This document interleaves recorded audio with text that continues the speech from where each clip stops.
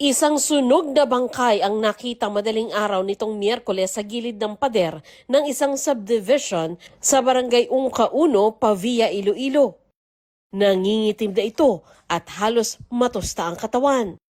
Amoy gasolina ang bangkay ayon sa punerarya kung saan ito dinala.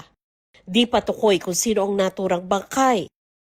Pero tinitingnan kung siya ba ang nursing student na si Frank Royce Barbasa na April 28 pa huling nakita ng kanyang pamilya.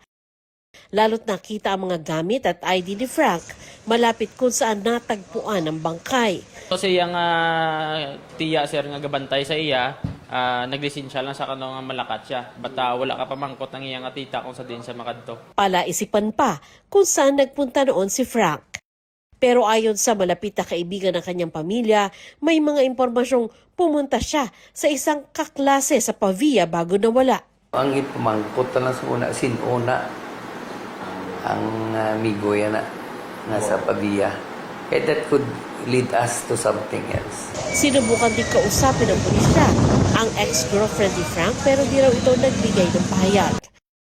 Kwento raw ni Frank sa kanyang pamilya noon, naghiwalay sila ng kanyang ex nitong Pebrero dahil umano sa third party. Napag-alaman din na nakakapag-chat pa si Frank sa kanyang tiyuhin noong April 28 ng gabi hanggang pasado alauna ng madaling araw noong April 29. Sinusubukan ngayon ng pulisya na buksan ang cellphone ni Frank para makatulong sa investigasyon.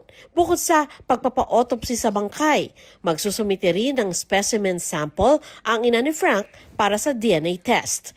So kung sa DNA resulta sir, gadepende na sir sa SOCO kung saan doon sila makapadala sa nasyonal. Wala pang pahayag ang mga kaanak ni Frank.